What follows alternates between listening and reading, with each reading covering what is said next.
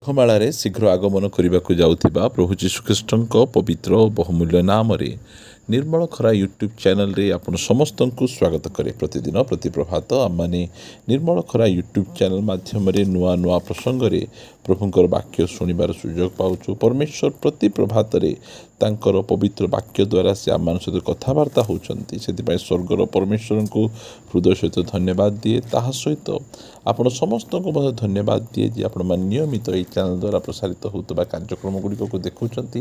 କେବଳ ଦେଖୁଛନ୍ତି ତାହା ନୁହେଁ, ଲାଇକ୍ ସେୟାର କମେଣ୍ଟସ୍ ଗୁଡ଼ିକ ଦ୍ୱାରା ଆପଣମାନେ ଆମମାନଙ୍କୁ ଅତ୍ୟଧିକ ପରିମାଣରେ ଉତ୍ସାହିତ କରୁଛନ୍ତି। ପ୍ରଭୁ ଆପଣ ସମସ୍ତଙ୍କୁ ପ୍ରଚୁର ଭାବେ ଆଶୀର୍ବାଦ କରନ୍ତୁ।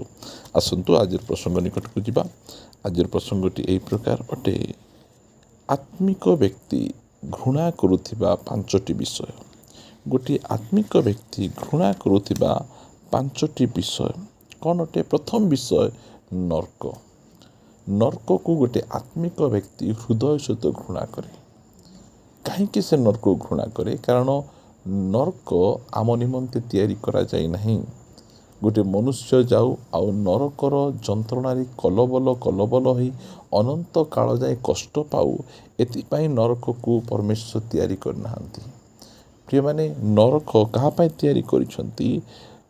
ମାଥ୍ୟୁ 25 ଅଧ୍ୟାୟ ଏହାର 41 ପଦ। ତତ୍ପରେ ସେ ବାମ ପାର୍ଶ୍ୱସ୍ଥ ଲୋକଙ୍କୁ ମଧ୍ୟ କହିଲେ, ରେ ଶାପଗ୍ରସ୍ତମାନେ ମୋ ସମ୍ମୁଖରେ ଦୂର ହୋଇ ଶୟତାନ ଓ ତାହାର ଦୂତମାନଙ୍କ ନିମନ୍ତେ ପ୍ରସ୍ତୁତ କରାଯାଇଥିବା ଅନନ୍ତ ଅଗ୍ନି ମଧ୍ୟରେ ପ୍ରସ୍ଥାନ କର। ପ୍ରିୟମାନେ, ନରକ ଆମ ପାଇଁ ତିଆରି କରାଯାଏ ନାହିଁ। ଶୟତାନ ଆଉ ତା ଦୂତମାନଙ୍କ ନିମନ୍ତେ ଯେତେ ଯାଏ ଆପଣ ନରକକୁ ଘୃଣା କରିବେ ନାହିଁ, ସେତେ ଯାଏ ଆପଣ ସୁସମାଚାର ପ୍ରଚାର କରିପାରିବେ ନାହିଁ। କାରଣ ଆପଣ କେବେ ମଧ୍ୟ ଚାହିଁବେ ନାହିଁ ଯେ ଗୋଟିଏ ବ୍ୟକ୍ତି ସେ ନରକକୁ ଯାଉ, ନରକ ଯନ୍ତ୍ରଣାରେ କଲବଲ ହେଉ। ଏହା କେବେ ହେଲେ ମଧ୍ୟ ଆପଣ ଚାହିଁବେ ନାହିଁ।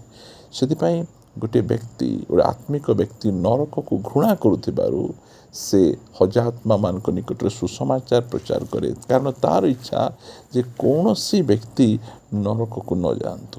ଆଉ ଦ୍ୱିତୀୟରେ, ଗୋଟେ ଆତ୍ମିକ ବ୍ୟକ୍ତି କାହାକୁ ଘୃଣା କରେ ବା କେଉଁ ବିଷୟକୁ ଘୃଣା କରେ? ସେ ଶୟତାନକୁ ମଧ୍ୟ ହୃଦୟ ସହିତ ଘୃଣା କରେ। କାରଣ ଶୟତାନ, ବାଇବଲ ଆମମାନଙ୍କୁ କହେ, ଏଫେସୀୟ ପୁସ୍ତକ ଏହାର 4 ଅଧ୍ୟାୟ 27 ପଦ, ପୁଣି ଶୟତାନକୁ ସ୍ଥାନ ଦିଅ ନାହିଁ। ଶୟତାନକୁ ଆମେ ଆମ ଜୀବନରେ କୌଣସି ପ୍ରକାର ଭାବରେ ଆମେ ସ୍ଥାନ ଦେବା କଥା ନୁହେଁ। ଶୟତାନକୁ ହୃଦୟ ସହିତ ଘୃଣା କରିବା। କାରଣ ଶୟତାନ ସର୍ବ ଜଗତର ପ୍ରବଞ୍ଚକ, ଲୋକମାନଙ୍କୁ ଠକେ। ସେ ଲୋକମାନଙ୍କୁ ଏହି ପ୍ରକାର ଭାବରେ ଠକେ, ଲୋକମାନେ ତାର ସେହି ଠକାମିରେ ପଡ଼ି ସେମାନେ ଭୁଲ ବାଟକୁ ଯାଆନ୍ତି, ପାପ କରନ୍ତି, ସେମାନେ ପରମେଶ୍ୱରଙ୍କ ଠାରୁ ଦୂରକୁ ଚାଲିଯାଆନ୍ତି। ସେଥିପାଇଁ ଗୋଟିଏ ବ୍ୟକ୍ତି ସେ ଟିକେ ମଧ୍ୟ ଶୟତାନକୁ ସ୍ଥାନ ଦିଏ ନାହିଁ। ଶୟତାନକୁ ସେ ହୃଦୟ ସହିତ ଘୃଣା କରେ। ପ୍ରିୟମାନେ, ଆପଣ ଯଦି ଆତ୍ମିକ ବ୍ୟକ୍ତି ହେଇଥିବେ, ତାହେଲେ ଶୟତାନର କୌଣସି ବିଷୟକୁ ଆପଣ ପ୍ରେମ କରିପାରିବେ ନାହିଁ। କାରଣ ଯୀଶୁଖ୍ରୀଷ୍ଟ କହିଲେ ଯେ ଜଗତର ଅଧିପତି ବା ଶୟତାନ ଆସୁଛି, ଆଉ ମୋ ଠାରେ ତାର କିଛି ନାହିଁ, କୌଣସି ବିଷୟ ନାହିଁ। ନା ଗର୍ବ ଅଛି, ନା ଅହଙ୍କାର ଅଛି, ନା ଶୟତାନର କୌଣସି ପ୍ରକାର ବିଷୟ ନାହିଁ।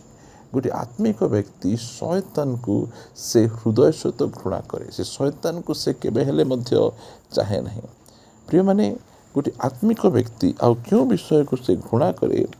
ଦେଖାଯାଏ ତିମୋଥୀକୁ ଯେତେବେଳେ ସାଧୁ ପାଉଲ ସେ ଲେଖନ୍ତି, ପ୍ରଥମ ତିମୋଥୀ ଏହାର 6 ଅଧ୍ୟାୟ 10 ପଦ, କାରଣ ଧନ ଲୋଭ ସମସ୍ତ ଅନିଷ୍ଟର ମୂଳ। ପ୍ରିୟମାନେ, ସେ ଲାଞ୍ଚକୁ ଘୃଣା କରେ। କୌଣସି ପ୍ରକାର ଭାବରେ ଲାଞ୍ଚ ନେବା, ଭୁଲ ବାଟରେ ପଇସା କମେଇବା, ଏହାକୁ ସେ କୌଣସି ପ୍ରକାର ଭାବରେ ସେ ପସନ୍ଦ କରେ ନାହିଁ। କାରଣ ଧନର ଲୋଭ ସମସ୍ତ ଅନିଷ୍ଟର ମୂଳ। ଦୁନିଆରେ ଯେତିକି ଯାକ ଅନିଷ୍ଟ ରହିଛି, ସବୁ ଅନିଷ୍ଟର ମୂଳରେ ହେଉଛି ଧନ ଲୋଭ। ଆଜି ଜଣେ ବ୍ୟକ୍ତି ରାସ୍ତା ତିଆରି କଲା, ଠିକ୍ ତିଆରି କରି ନାହିଁ, ବହୁତ ଦୁର୍ବଳ ଆଉ ବହୁତ ନିମ୍ନମାନବର କାମ କରୁଛି। ତା ପଛରେ କ'ଣ? ଧନର ଲୋଭ। ଜଣେ ବ୍ୟକ୍ତି ସେ ଯଦି ବିଲ୍ଡିଂ ତିଆରି କରୁଛି ଆଉ ବିଲ୍ଡିଂଟା ଭୁଷୁଡ଼ି ପଡ଼ୁଛି, ତା ପଛରେ ଆପଣ ଖୋଜିବେ ଧନର ଲୋଭ। କି ପ୍ରକାର ଭାବରେ ଅଳ୍ପ ସିମେଣ୍ଟରେ, ଅଳ୍ପ ରଡ଼ରେ ମୁଁ କି ପ୍ରକାର ଘର ତିଆରି କରିପାରି, ଆଉ ତାପରେ ପଇସା ଯାକ ଆଣି ମୁଁ ନିଜେ ଖୁସି ଆନନ୍ଦରେ ବଞ୍ଚିବି। ପ୍ରିୟମାନେ, ସବୁ ବିଷୟର ପଛରେ ଧନ ଲୋଭ ରହିଛି। କାରଣ ଧନର ଲୋଭ ସମସ୍ତ ଅନିଷ୍ଟର ମୂଳ। ସେ ଧନର ଲୋଭକୁ ସେ ହୃଦୟ ସହିତ ସେ ଘୃଣା କରେ। ଯେତେବେଳେ ଜଣେ ବ୍ୟକ୍ତି ଯଦି ଧନର ଲୋଭକୁ ସେ ହୃଦୟ ସହିତ ଘୃଣା କରିବ ନାହିଁ, ତାହେଲେ ସେ ଯୀଶୁଙ୍କୁ ମଧ୍ୟ ବିକିଦେବ। ଇସ୍କାରିୟତ ଯିହୁଦା ଯୀଶୁଖ୍ରୀଷ୍ଟଙ୍କୁ ମଧ୍ୟ ସେ ବିକ୍ରୟ କରି ସେ ଆତ୍ମହତ୍ୟା କରି କି ପ୍ରକାର ମୃତ୍ୟୁବରଣ କରୁଅଛି। ଯୀଶୁ ଯାହାକୁ ବାଛିଥିଲେ ସେହି ବ୍ୟକ୍ତି ମଧ୍ୟ ଧନର ଲୋଭରେ ପଡ଼ି ନିଜର ଜୀବନକୁ କି ପ୍ରକାର ଦୁଃଖଗ୍ରସ୍ତ କରିଅଛି। ପ୍ରିୟମାନେ, ଆମମାନେ ଆତ୍ମିକ ବ୍ୟକ୍ତିଙ୍କର କାମ କ'ଣ? ସେ ନରକକୁ ଘୃଣା କରେ, ଶୈତାନକୁ ଘୃଣା କରେ, ଧନର ଲୋଭକୁ ସେ ଘୃଣା କରେ। ଏହା ହେଉଛି ତାହାର ଆତ୍ମିକ ବ୍ୟକ୍ତିର ଚତୁର୍ଥ ବିଷୟ ମୁଁ କହିବା ପାଇଁ ଚାହେଁ, ସେ ଆତ୍ମପ୍ରଶଂସାକୁ ଘୃଣା କରେ। ଆଜି ଅନେକ ଜଣ ଆତ୍ମପ୍ରଶଂସାକୁ ବହୁତ ପ୍ରେମ କରୁଛନ୍ତି। କି ପ୍ରକାର ଲୋକମାନେ ମୋର ଆତ୍ମପ୍ରଶଂସା କରିବେ? ଦେଖନ୍ତୁ, ରାଜା ସାଉଲ ଯେତେବେଳେ ଗଲିହାତକୁ ଦାଉଦ ପରାଜୟ କରି ଆସିଅଛନ୍ତି, ସେହି ସମୟରେ ଇସ୍ରାଏଲର ସ୍ତ୍ରୀ ଲୋକମାନେ ଦାଉଦଙ୍କ ନିମନ୍ତେ ଗୀତ ଗାଇଲେ, ଆଉ ସାଉଲଙ୍କ ନିମନ୍ତେ ମଧ୍ୟ ଗୀତ ଗାଇଲେ। ମାତ୍ର ସାଉଲ ଏହି ପ୍ରକାର ଅଭ୍ୟସ୍ତ ହୋଇଯାଇଛି ଲୋକମାନଙ୍କ ଆତ୍ମପ୍ରଶଂସାରେ ଯେ ଅନ୍ୟର ପ୍ରଶଂସାକୁ ସେ ଶୁଣିପାରିବେ ନାହିଁ। ଅନ୍ୟକୁ ମଧ୍ୟ ପ୍ରଶଂସା କର, ମାତ୍ର ମୋଠୁ କମ୍ କର। ପ୍ରିୟମାନେ, ଲେଖାଗଲା ଯେ ପ୍ରଥମ ସାମୁଏଲ 18 ଅଧ୍ୟାୟର 7 ପଦରେ, ଆଉ ସେହି ସ୍ତ୍ରୀମାନେ ବାଦ୍ୟ କରୁ କରୁ ଉତ୍ତର ପ୍ରତ୍ୟୁତ୍ତର କ୍ରମେ ଗାୟନ କରି କହିଲେ, ସାଉଲ ବୋଧ କଲେ ସହସ୍ର ସହସ୍ର, ଦାଉଦ ବୋଧ କଲେ ଅୟୁତ ଅୟୁତ। 8 ପଦରେ, ଏଥିରେ ସାଉଲ ଅତି କ୍ରୁଦ୍ଧ ହେଲେ ଓ ଏହି କଥା ତାହାଙ୍କ ଦୃଷ୍ଟିରେ ମନ୍ଦ ବୋଧ ହେଲା। କୌଣସି ମନ୍ଦ କଥା ନଥିଲା। ଜଣଙ୍କର ପ୍ରଶଂସା କରିବା କୌଣସି ମନ୍ଦ ନାହିଁ, ମାତ୍ର ଆଙ୍କୁ କାହିଁକି ମନ୍ଦ ଲାଗିଲା? ଅନ୍ୟର ପ୍ରଶଂସାକୁ ଇଏ ଡାଇଜେଷ୍ଟ କରିପାରୁନାହାନ୍ତି। ସେ ନିଜର ପ୍ରଶଂସାରେ ଏତେ ଅଭ୍ୟସ୍ତ ହୋଇଯାଇଛନ୍ତି। ଆଜି ଅନେକ ଜଣ ଅଛନ୍ତି ତାଙ୍କୁ ପ୍ରଶଂସାରେ ଅଭ୍ୟସ୍ତ। ସେ ଯଦି ଡ୍ରେସ୍ ପିନ୍ଧିଥିବେ ପ୍ରଶଂସା ଦରକାର, ସେ ଯଦି ଗୀତ ଗାଉଥିବେ, ପ୍ରାର୍ଥନା କରୁଥିବେ, ପ୍ରଶଂସା ଦରକାର। ପ୍ରତ୍ୟେକ ବିଷୟରେ କେମିତି ଥିଲା, ଭଲ ଥିଲା, ଓ ତାଙ୍କୁ ପ୍ରଶଂସା ଉପରେ ପ୍ରଶଂସା ଦରକାର। ପ୍ରିୟମାନେ, ଗୋଟେ ଆତ୍ମିକ ବ୍ୟକ୍ତି ସେ କେବେ ହେଲେ ମଧ୍ୟ ନିଜର ପ୍ରଶଂସାକୁ ସେ ଚାହେଁ ନାହିଁ। ସବୁବେଳେ ସେ ପରମେଶ୍ୱରଙ୍କ ପ୍ରଶଂସା କରେ, ପରମେଶ୍ୱରଙ୍କ ଗୌରବ କରେ, ପରମେଶ୍ୱରଙ୍କ ମହିମା କରେ।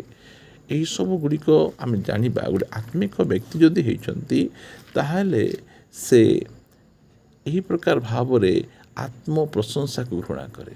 ଯୀଶୁଖ୍ରୀଷ୍ଟଙ୍କୁ ମଧ୍ୟ ରାଜା କରିବା ପାଇଁ ଲୋକ ଇଚ୍ଛା କରୁଥିଲେ, ମାତ୍ର ଧୀରେ ସେ ସ୍ଥାନରୁ ପଳେଇଲେ। ଲୋକମାନଙ୍କର ପ୍ରଶଂସାକୁ, ଲୋକମାନଙ୍କର ବାହବାହୀକୁ ସେ କୌଣସି ପ୍ରକାର ଭାବରେ ସେ ଗ୍ରହଣ କରୁନଥିଲେ। ତେବେ ଆପଣ ଯଦି ଆତ୍ମିକ ବ୍ୟକ୍ତି ଅଛନ୍ତି, ହେଇଛନ୍ତି, ତାହେଲେ ଆପଣ ମଧ୍ୟ ଏହିସବୁ ବିଷୟକୁ ଘୃଣା କରିବେ, ନରକକୁ ଘୃଣା କରିବେ। କାରଣ ନରକ ଆମ ନିମନ୍ତେ ପ୍ରଭୁ ତିଆରି କରିନାହାନ୍ତି। ଶୈତାନକୁ ଘୃଣା କରିବେ, କାରଣ ସେ ସର୍ବଜଗତର ପ୍ରବଞ୍ଚକ, ଲୋକମାନଙ୍କୁ ଠକେ, ଲୋକମାନଙ୍କୁ ଭୁଲ ବାଟକୁ ସେ ନେଇଯାଏ। ତାକୁ ଆପଣ ଘୃଣା କରିବେ। ନିହାତି ତାକୁ ଘୃଣା କରିବାର ଆବଶ୍ୟକ ରହିଅଛି। ଆତ୍ମପ୍ରଶଂସାକୁ ଘୃଣା କରିବେ। ଆମକୁ ସେ ସବୁ ଆତ୍ମପ୍ରଶଂସା ଦରକାର ନାହିଁ। ଶେଷରେ ଆପଣଙ୍କୁ ଗୋଟିଏ କଥା କହିବା ପାଇଁ ଚାହେଁ, ଗୋଟେ ଆତ୍ମିକ ବ୍ୟକ୍ତି କ'ଣ କରେ? ସେ ପାପକୁ ଘୃଣା କରେ। ପ୍ରିୟମାନେ, ଯେତେ ଜଣେ ବ୍ୟକ୍ତି ପାପକୁ ଘୃଣା କରି ନାହିଁ, ସେତେ ଯାଏଁ ସେ କେବେ ହେଲେ ସ୍ପିରିଚୁଆଲ ବ୍ୟକ୍ତି ହୋଇପାରିବ ନାହିଁ। ଏଠି ଲେଖାଯାଏ, ଯେତେବେଳେ ଆମେ ପଢ଼ୁଛୁ ଏଭ୍ରି ଚିଟାରେ ବହୁତ ସୁନ୍ଦର ଭାବରେ ଏଭ୍ରି ଚିଟାର ଲେଖକ ସେ ଆମମାନଙ୍କୁ ସେ କହୁଛନ୍ତି, ଏଭ୍ରି ଚିଟା 1 ଅଧ୍ୟାୟ ଏହାର 9 ପଦରେ, ତୁମେ ଧାର୍ମିକତାକୁ ପ୍ରେମ କଲ, ଅଧାର୍ମିକତାକୁ ଘୃଣା କରିଅଛ। ଆଜି ଅନେକ ଜଣ ଧାର୍ମିକତାକୁ ପ୍ରେମ କରନ୍ତି, ମାତ୍ର ଅଧାର୍ମିକତାକୁ ଘୃଣା କରନ୍ତି ନାହିଁ। ବାଇବଲକୁ ପ୍ରେମ କରନ୍ତି, ଚର୍ଚ୍ଚକୁ ପ୍ରେମ କରନ୍ତି, ପାଳକ ପ୍ରଚାରଙ୍କୁ ପ୍ରେମ କରନ୍ତି, ବହୁତ ବଢ଼ିଆ ପ୍ରେମ କରନ୍ତି, ମାତ୍ର ସେମାନେ ଅଶ୍ଳୀଳ ଭିଡ଼ିଓକୁ ଘୃଣା କରନ୍ତି ନାହିଁ, ଅଶ୍ଳୀଳ କଥାକୁ ଘୃଣା କରନ୍ତି ନାହିଁ, ସେମାନେ ମିଛ କଥା କହିବାକୁ ଘୃଣା କରନ୍ତି ନାହିଁ। ଗୋଟିଏ ଆଡ଼େ ସେ ଧାର୍ମିକକୁ ପ୍ରେମ କରିବାର ଅଛି, ଆଉ ଗୋଟିଏ ଆଡ଼େ ଅଧାର୍ମିକକୁ ଘୃଣା ମଧ୍ୟ କରିବ। ପାପକୁ ଆମେ ଘୃଣା କରିବାର ଆବଶ୍ୟକ ରହିଛି। ଗୋଟେ ଆତ୍ମିକ ବ୍ୟକ୍ତି ଏହି 5ଟା ବିଷୟକୁ ସେ ହୃଦୟ ସହିତ ଘୃଣା କରେ। ଯଦି ଆପଣ ମଧ୍ୟ ହୃଦୟ ସହିତ ଘୃଣା କରୁଛନ୍ତି, ତାହେଲେ ଆପଣ ସ୍ପିରିଚୁଆଲ ବ୍ୟକ୍ତି ଅଟନ୍ତି, ଆତ୍ମିକ ବ୍ୟକ୍ତି ଅଟନ୍ତି। ଯେଉଁ ସମୟରେ ପ୍ରଭୁ ଯୀଶୁଖ୍ରୀଷ୍ଟ ମେଘମାଳାରେ ଆସିବେ, ଆପଣଙ୍କୁ ନେଇକିନା ପଳେଇ ଯିବେ। ଆପଣଙ୍କର ଶରୀର ପରିବର୍ତ୍ତିତ ହେବ। ଆପଣ ମୃତ ହୋଇ କବରରେ ଅଛନ୍ତି, କବର ଫାଟିବ। ପ୍ରିୟମାନେ ଆତ୍ମିକ ବ୍ୟକ୍ତି ହେବାର ଅନେକ ଲାଭ ଗୁଡ଼ିକ ରହିଅଛି। ଆସନ୍ତୁ ପଦେ ପ୍ରାର୍ଥନା କରିବା। ମଙ୍ଗଳମୟ ପିତା, ମୁଁ ତୁମକୁ ହୃଦୟ ସହିତ ଧନ୍ୟବାଦ ଦିଏ ଯେ ତୁମେ ଗୋଟେ ଆତ୍ମିକ ବ୍ୟକ୍ତିର ଗୁଣ ଚରିତ୍ର କି ପ୍ରକାର ହେବାର ଆବଶ୍ୟକ ରହିଛି, ଏହା ତୁମେ ଅତି ସୁନ୍ଦର ଭାବରେ ଆମମାନଙ୍କ ମଧ୍ୟ ତୁମେ ରଖିଛ। ମୁଁ ତୁମକୁ ଧନ୍ୟବାଦ ଦିଏ।